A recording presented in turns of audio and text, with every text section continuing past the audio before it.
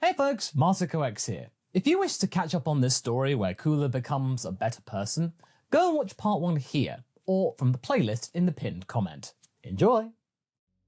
The enormous orb, the planet-sized orb of mechanical debris, was covering most of the display screen aboard Cooler's starship. What was even more worrying was the fact that aside from that one report, which the Emperor suspected of being automatic, there was no answer.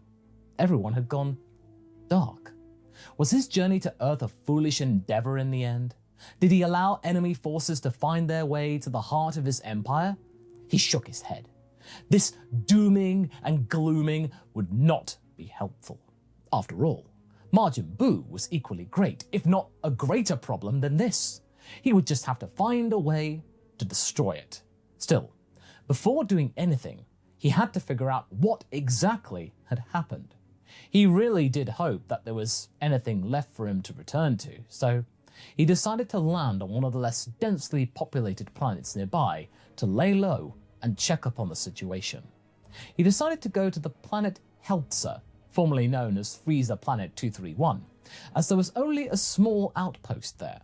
Still, he landed outside of the boundaries of said outpost, and to his surprise, his ship's systems had detected an increased activity of signals and way more sources of said signals than he remembered.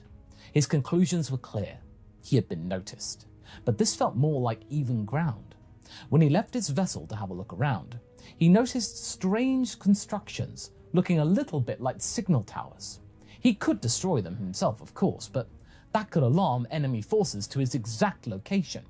He preferred to make them guess or use his ship as bait.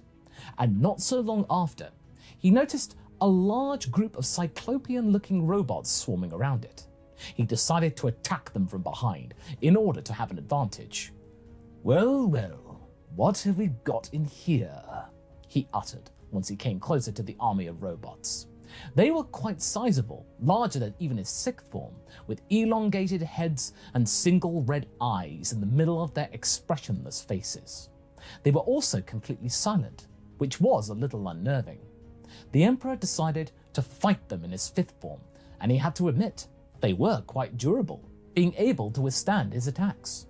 The plating was very resistant, and even though he managed to bend their plating with his regular attacks, they were still outnumbering him. He could not bring them down. He was certain he could win ultimately, but it took more time than he was willing to give to the situation. He decided to go for one of his death balls to destroy a large portion of the troop, only to discover that somehow more and more began to appear. These weren't meant to defeat him, but just to wear him out, seemingly. Surrendering his ship to them wouldn't be a great idea.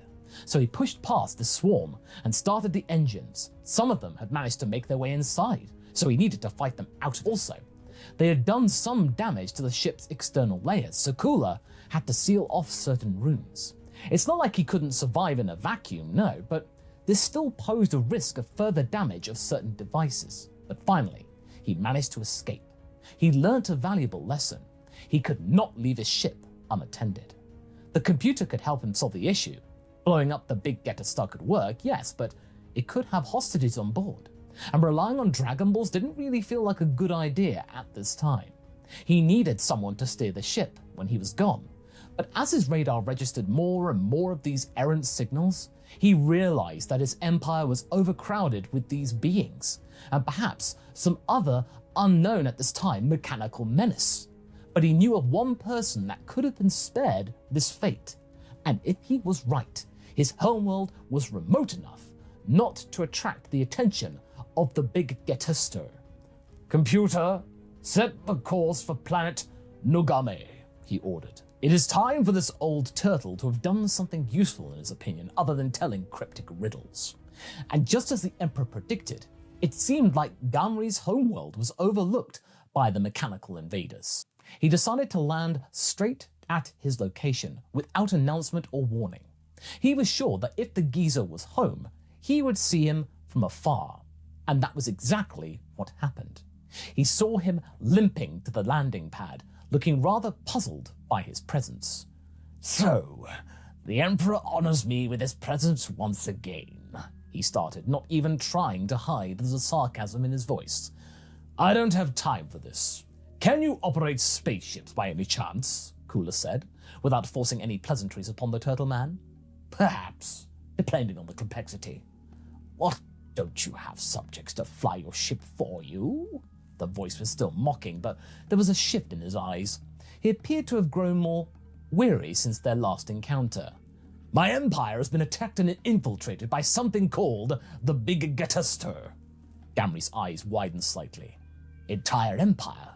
You are insane. If you think I'm going to be leaving my planet and risking my life against such a threat? So, a hypocrite are we? Who was the one to school me about not ruling over a ruin? Also, I was under the impression that you wanted me to visit again.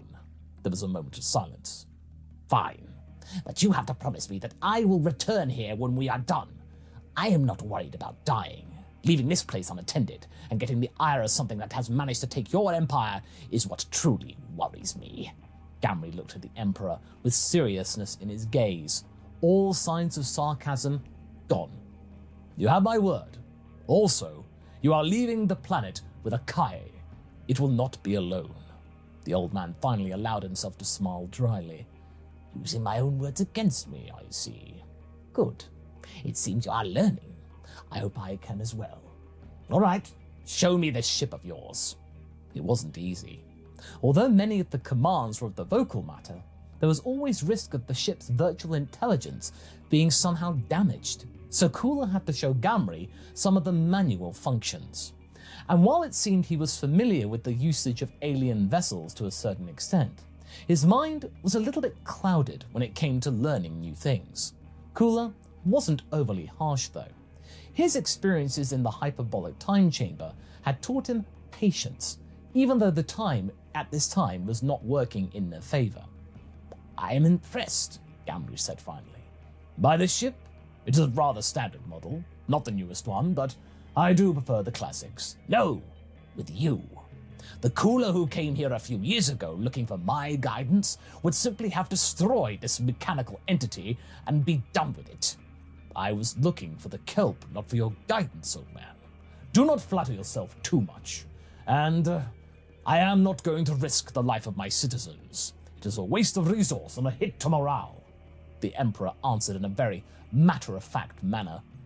And are you sure that is all? This time the ball was in Gamry's court. Cooler said nothing for a moment, then pressed a few buttons on the ship's main console. Let's maybe focus on the task at hand. The longer we spend here, the more of my planets are in danger. Gamry smiled slightly, but said nothing. The Emperor could see that there was something going on.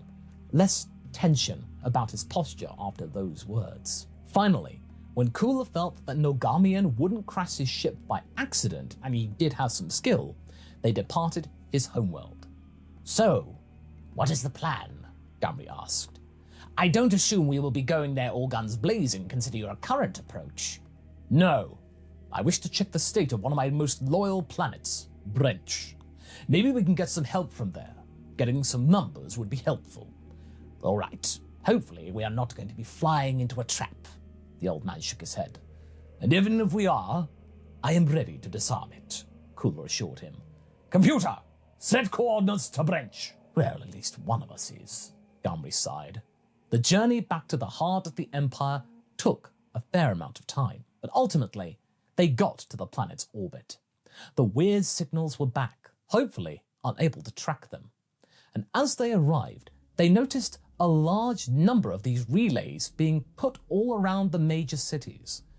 What is this? They're huge, Gamry whispered. I can only guess, but this allows them to communicate faster, seemingly. How long were you gone to allow such a spread of this magnitude? The Nogamian had turned his head to the Emperor in disbelief. A couple of months, maybe. That's why it is worrying.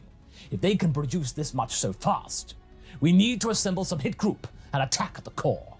I just need to find someone who will tell me exactly what has been going on in my absence. All right, you stay with the ship. If you do not hear from me within 4 hours, take the ship from orbit and head back toward Nogami. Wait, what are you? But the Emperor was already gone, outside of the ship, charging toward the capital. He could see Branchians, his own troops, being captured and rounded up to some transport ships by the Cyclopean robots. Well, not for long, as he began to attack the invaders. "Look!" shouted a Branchian woman, a lieutenant. "It's the Emperor! He's gone to come and save us!"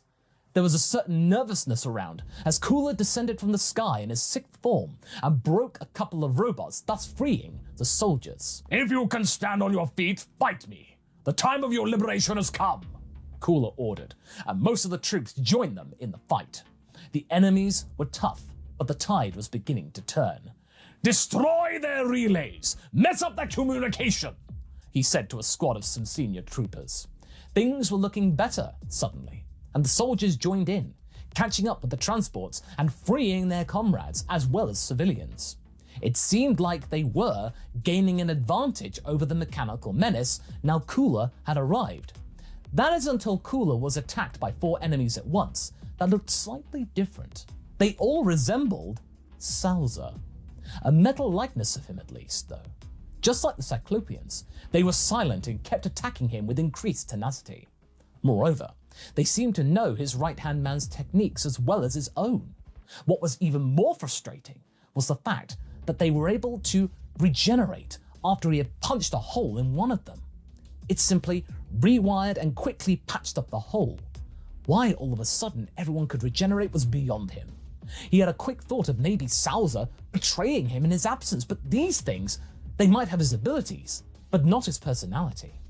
He attempted to destroy one with a particle bomb, but he still managed to regenerate from that. This was getting annoying. This quartet of doppelgangers could realistically wear him out if he wasn't careful. They were never tiring, like the androids back on Earth, and they were attacking with fierce intensity. Cooler was simply caught off guard, as his side was pierced by the iconic keyblade that his subordinate often used. The Emperor caught the robot by his neck and severed it, only for it to reattach moments later. His other 3 copies started to head toward Cooler's back. Things began to look grim. He had to keep these 4 in one place. As they went to attack him again, he used the barbs on his head tails to pierce through their chests, blocking their ability to regenerate. As they tried to get out, the barbs were going further through the metal. He knew that he had just a brief moment of opportunity before they would start slicing him again with keyblades, so he went for a death ball. No, a supernova, aiming it toward the sky, away from any ships. As he shot it, he flew, taking the 4 copies of Helzer with him, pushing the robots into the orb of light, freeing his head tails in the process. They were singed, yes, but the minions of the big Getter Star weren't able to escape. In this situation, even the regenerative capabilities of the systems could not work miracles, and the 4 bots were utterly destroyed. It seemed like the battle had been won. After the dust had settled, he rounded the freed warriors around him. "All right, who is in command?" He reverted back to his 4th form, to appear more amiable, also to allow the headtails to hide and heal up. Me, Your Grace, Lieutenant Carponi," the beige-singed Branchian woman saluted. "At ease, Lieutenant. Tell me what happened." He nodded, giving her permission to speak. "My lord, shortly after you left the Empire space to fight with the monstrous Majin Buu, someone started to scramble our communication or something. Commander Helzer was here to warn us about it. Shortly after that, we got news that some enormous space station was attacking the heart of the Empire. Apparently, it was capturing your citizens and your best soldiers." "What about the commander's whereabouts?" Cooler raised an eyebrow. "He valiantly fought at the capital, but from what we learned, he was captured not long after.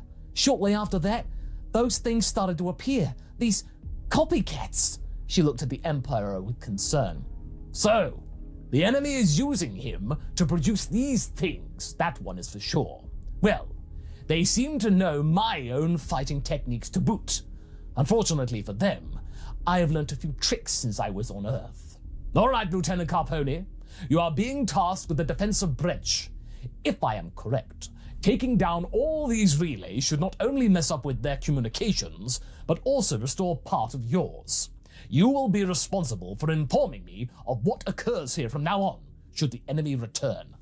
"Yes, sir. I will not fail you. They have worker drones capable of building these relays at a very fast rate. But this time, we won't be caught unawares. I sure hope so. If the situation is critical, try to contact me and I will be back, wherever I am. What about you, my lord? Will you attack the big Getester outright? Lieutenant Carponi tilted her head slightly. He could see she was concerned with his safety. That was nice. Not immediately, no. I do not wish to be captured and force you to face an army of my own doppelgangers. Can you imagine that? An army of mere copies of myself causing havoc? No. No, I have to free a few more planets before I will start my own assault. As you command, my emperor, she saluted.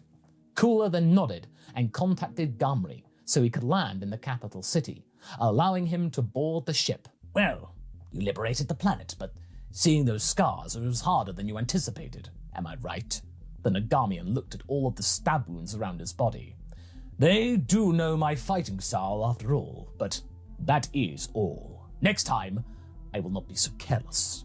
Gamry hesitated for a moment, then said quietly, If you need some more training, I may have a place that can be helpful. I don't think I have time for that, old man. And I don't think time will be the issue here, he insisted. Cooler's eyes perked up. All this time. Wait, you don't mean... Oh, are you familiar with hyperbolic time chambers? He had one, right under his nose, the whole time. And that's where we're going to be leaving things for right now.